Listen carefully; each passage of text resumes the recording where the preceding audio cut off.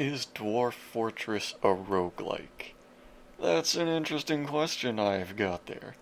And in all the games I've played that are connected to the roguelike genre in any way, I think Dwarf Fortress is the only game where I can't answer that question with a definitive yes or no.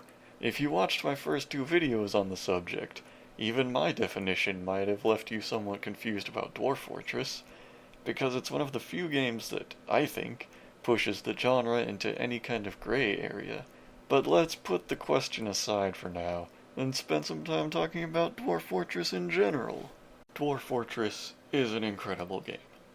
Every time I play it, I find a new way to be amazed at the breadth and depth of all the game's mechanics.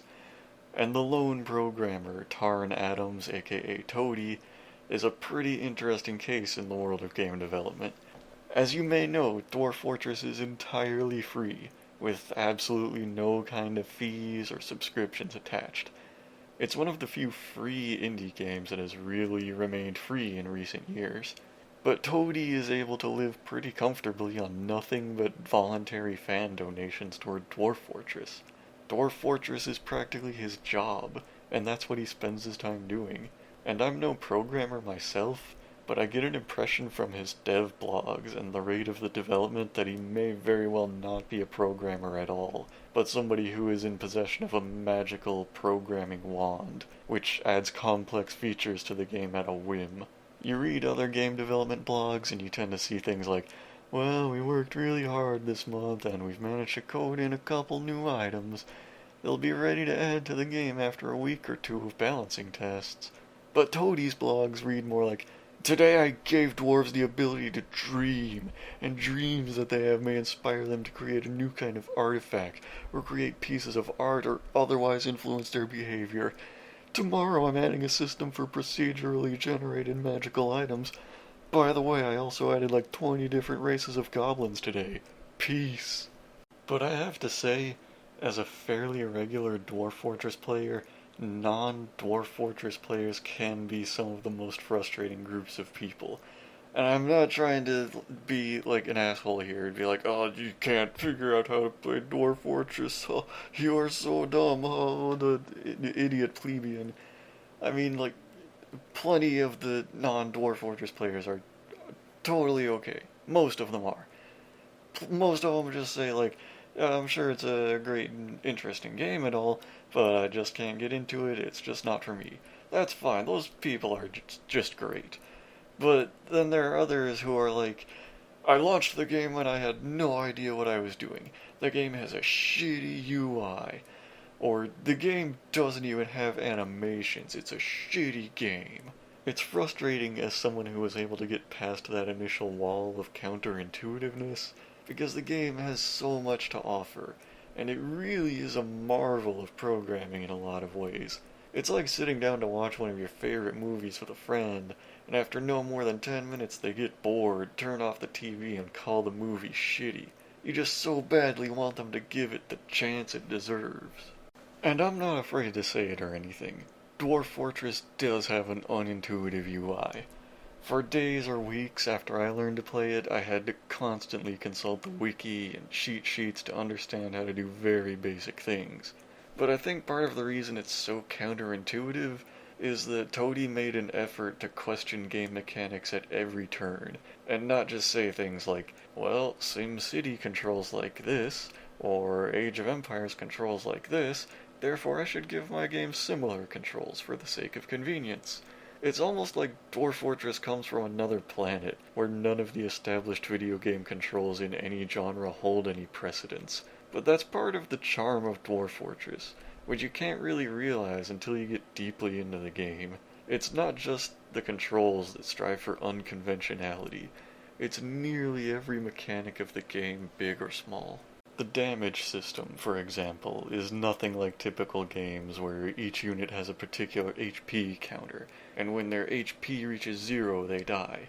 Instead, Dwarf Fortress keeps track of each creature's body parts separately, and they don't have hit points exactly, but different types and levels of injury. A dwarf's arm, for example, might be dented or bruised or scratched or torn apart, broken or lopped off entirely, And these are all different types of injuries caused by different damage types. And there are maybe just one of these things, or multiple. Obviously, if they lose the arm, they'll never use it again. But also, if the arm has sensory nerve damage, then the arm will be numb for the rest of that dwarf's life. Or if it has motor nerve damage, the dwarf will not be able to properly move that arm for the rest of their life. A single arm wound may cause a dwarf to bleed to death if their arteries have been cut, but medical attention may prevent this from happening. This is just one aspect of how the damage system works. There are tons of other factors at work as well, such as the force of what did the damage, the material it was made of, be it a monster's claw or tooth,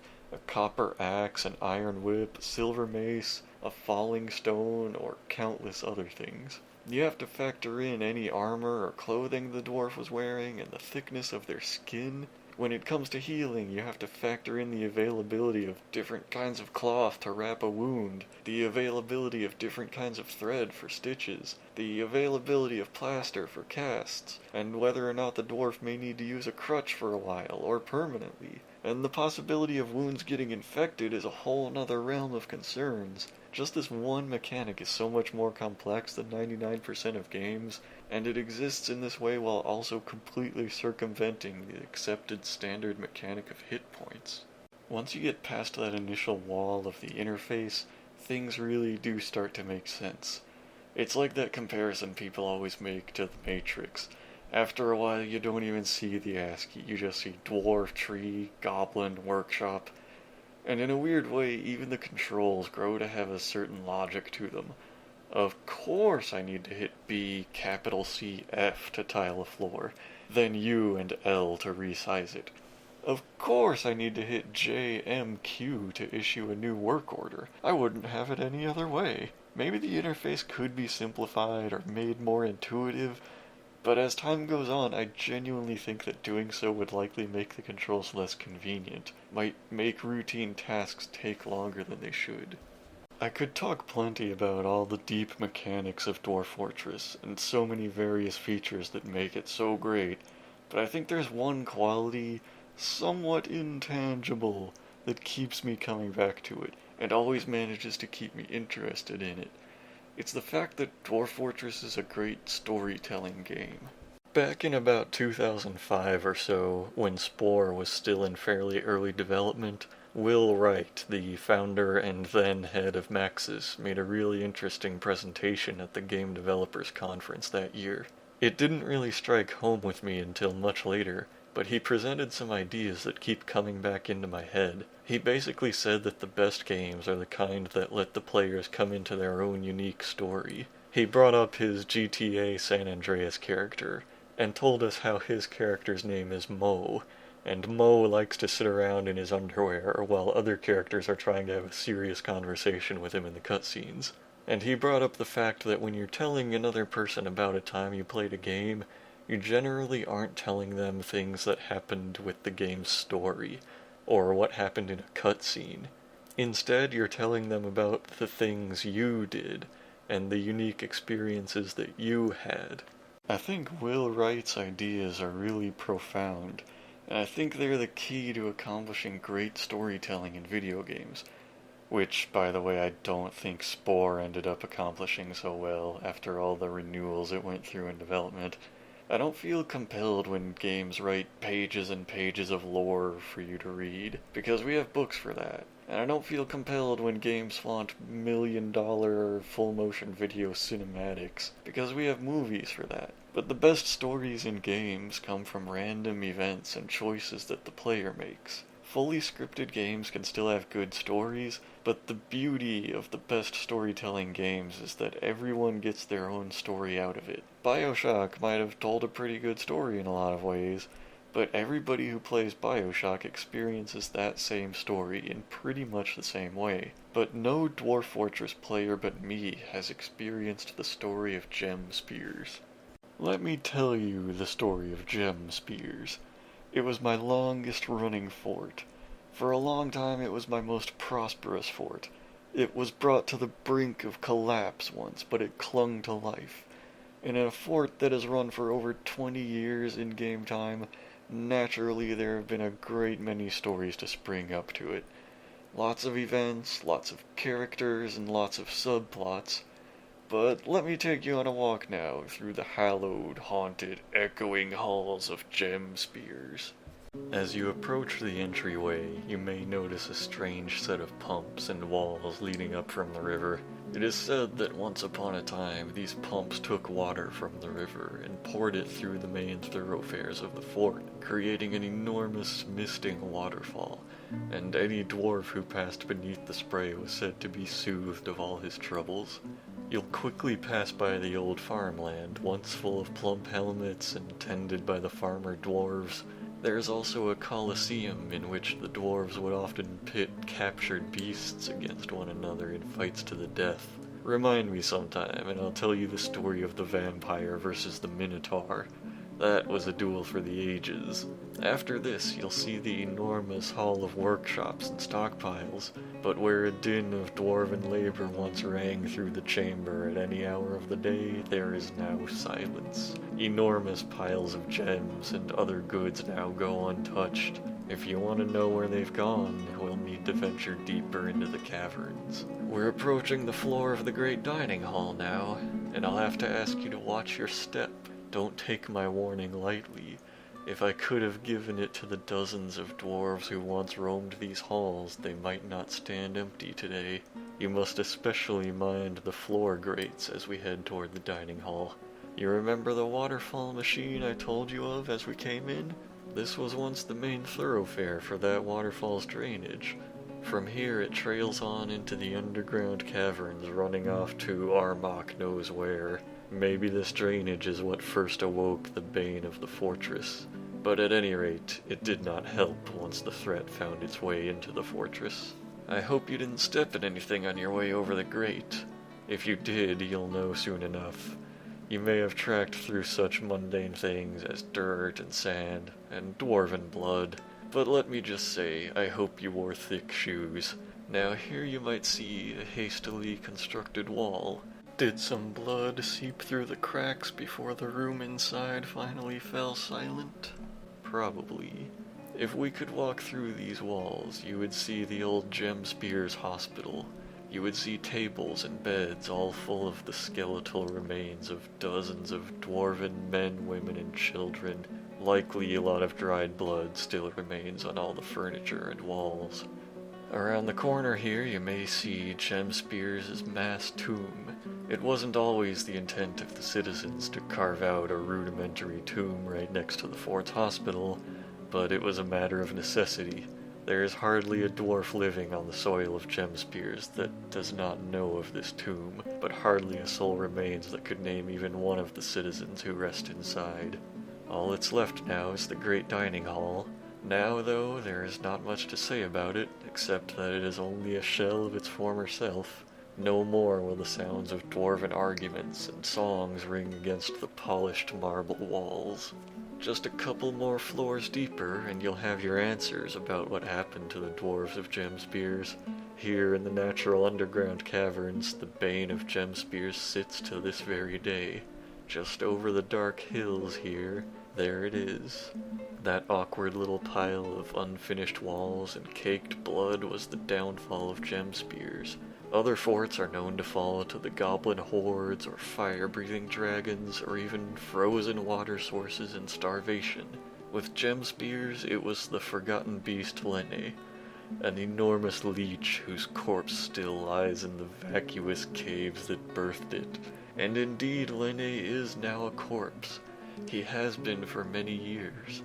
In fact, he did far more damage to the dwarves of Gemspears in death than he did in his wretched life. The soldiers of Gemspears had dealt with many a forgotten beast in their time.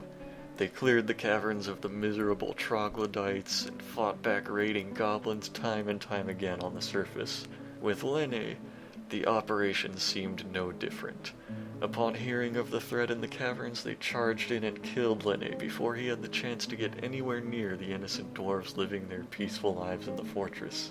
The beast did not even wound one soldier that day, but it was when they spilled his blood that they ultimately doomed their fellow dwarves. The beast's filthy blood was tracked in by the soldiers, having splattered on their armor and stuck to the bottoms of their boots.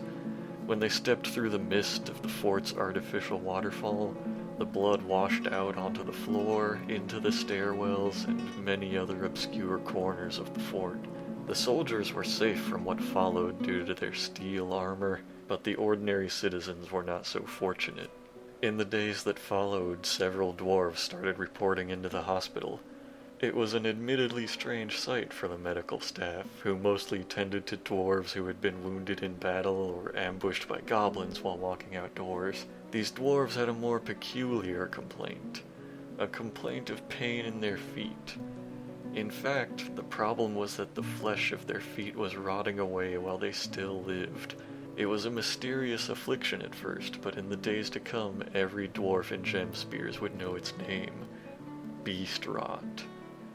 A few dwarves could be saved. Those lucky few who were infected first. The doctors were able to excise the rotten tissue from their feet and allow them to return to somewhat normal lives. But then the patients poured in. In seemingly moments, the hospital was flooded with new patients suffering from the beast rot. In what was formerly an overly spacious facility, the operating tables and beds quickly fell much too short. Given enough time, the medical staff might have been able to save every dwarf, but the full horror of the plague had yet to set in. Attempts were quickly made to quarantine the site of Lenne's original death, so that no more blood could be tracked into the halls of the fort. Unfortunately, the damage was already done, and sending mason dwarves into the site of the beast's death only served to exacerbate the problem. The final horror struck when it was discovered that the medical dwarves themselves were infected with the beast rot. In fact, they suffered the worst afflictions of any dwarves in the fort. You see, the dwarves were unaware of proper quarantining and sterilizing methods. As a result, a great deal of Lenne's toxic blood stayed around the tables and floors of the hospital, while most affected dwarves were seeing their feet rot away after walking through pools of the beast's blood. The doctors had broken out into a full-body necrosis due to their intimate contact with their patients. It wasn't long before their own beast rot entirely stopped them from working to help the other sufferers. In the weeks to come, the population of Gemspears was decimated. More and more dwarves flocked to the hospital, where there was no more help to be found. In a final desperate effort, the hospital was sealed behind a brick wall. Many dwarves still lived inside, but those few outside who were still safe knew that it was inevitable that they would all die from their sickness in there. It was a horrible fate to condemn them to, but it was all that could be done to save those dwarves who still lived. In the end, it wasn't enough to seal off one room of the fort. Pools of toxic blood could still be seen in various places around the halls. Perhaps you could say that the remaining dwarves felt unsafe in these diseased halls. Perhaps they felt guilt over the act of sealing so many fellow dwarves in the blood-splattered hospital. Perhaps the enormous halls of the fortress grew too quiet and lonely in light of those already dead. Who can say if any of those original underground citizens are even still living? If they are, they would all tell you a similar story. But if you didn't live down there yourself, you might not believe it. But they say those remaining dwarves were driven out by the angry ghosts of their fallen brothers. Such an act would surely weigh heavily on the conscience of anyone, man and dwarf alike. Maybe the ghosts were all in their minds, but on the sight of so much suffering and death, who can say? What remained of the fort was about a dozen military dwarves, and no more than 5 or 6 civilians who either had their rotten tissue excised before it could spread too far, or wore sturdy enough shoes to avoid the deadly blood, or just happened to avoid it somehow. There was an exodus of these dwarves to the surface, and the entire underground section was quarantined. Now these citizens, and more who have come along since, live out their days in an above-ground fort constructed out of stone. Work is slow here, but they have returned to some semblance of a normal life. Military dwarves and others who wear metal boots are granted special access to the old fort, which they use to conduct occasional salvage missions, returning items such as valuable ores, weapons, armor, and special artifacts from the underground. Gemspears has managed to keep a well-maintained military, and the population has bounced back to a reasonable 68 dwarves. Nothing compared to their original numbers, but they're happy enough. A dwarf is generally not built for an above-ground life, but the dwarves of Gemspears live so, and they live in deference to their foolhardy predecessors, still working to memorialize every dwarf who died to Lenne's beast rot, for they know all too well what will happen if a dwarf doesn't watch his step. Well, that was fun to write. And like I said, that's just one of many stories that sprung up in that one fort during its time. That story had the biggest impact on the population, but there are many other stories worthy of legend. And for people who are just completely unfamiliar with Dwarf Fortress, I embellished very few of the details. I mean, forgotten beasts actually can appear in naturally occurring underground caverns, and they actually sport random features like deadly blood, but a forgotten beast with deadly blood won't always cause the same symptoms. The beast rot that afflicted my dwarves was a random illness, and yes, spilled blood can be tracked around on the dwarves' clothes and bodies, and I believe it was due largely to the artificial waterfall I built that the blood washed into other parts of the fort so much. I did eventually try to quarantine the site of the beast's death, then had to quarantine the hospital, then had to quarantine the whole underground portion of the fort, and ghosts of those dead dwarves actually did rise up and haunt the living. As I was playing the game, it didn't even occur to me that steel boots were preventing the military dwarves from being infected, but it was another one of those details that renewed my amazement at how deep the game is. Metal shoes were actually waterproof enough to keep the beast blood from seeping through to the dwarves' feet, but the dwarves who wore cloth and maybe even leather shoes were not so lucky. I guarantee you every avid Dwarf Fortress player has a wealth of dwarven stories they'd love to share. Sometimes it's just funny little moments, and other times it's civilization-shaping catastrophes like Gemspears experienced. Really, no two forts are the same, and they're shaped by all kinds of random factors, such as the climate and other environmental factors of where the dwarves settle, the wildlife that happens to show up around the fort, the availability of trees and various ores. Many forts just cannot find any iron underground, so they're forced to make copper or bronze weapons and trade for iron like it's a precious resource.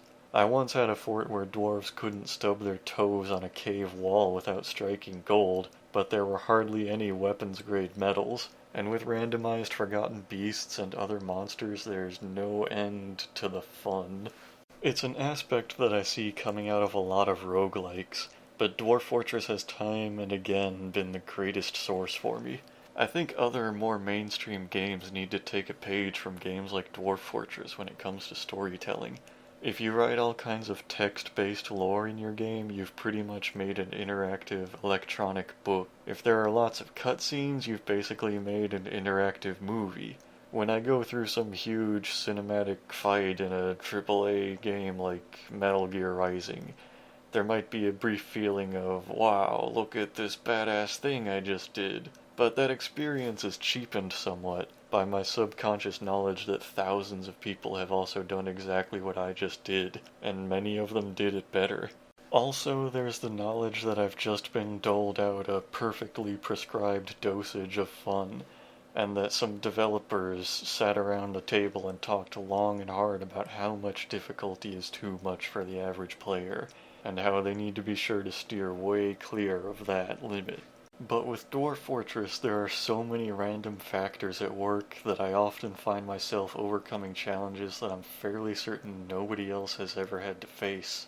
And I can at least know that when I'm facing challenges that others have definitely faced before me, I know that I have different resources at my disposal than they do. I'm in a different kind of environment than they are, and I might use wildly different strategies than they use. But there was no point in Dwarf Fortress's development where Toady said, "Alright, in year such and such, the deadly blood beast will come up from the caves, and the player will have to use his steel-clad dwarves to fight it off, and then the player will have to prevent infections." It was a conglomeration of things that could have happened, but there were so many random factors at work that it was one of millions of other things that might just as easily have happened.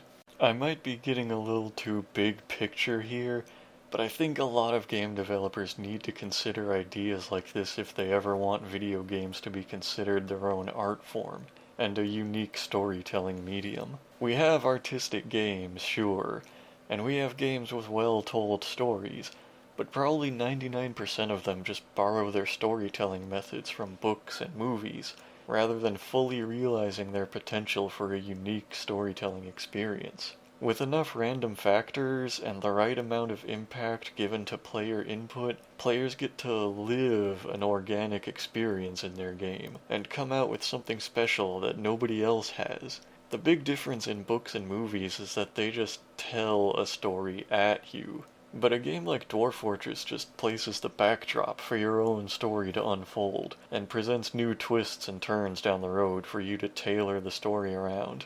It's like you and the game are constantly adding new plot points to build the story together, playing off of each other, feeding into each other, and neither side knows just how it'll end until that ending comes. It might be a few seconds from now when the player opens the menu and chooses to abandon the fortress.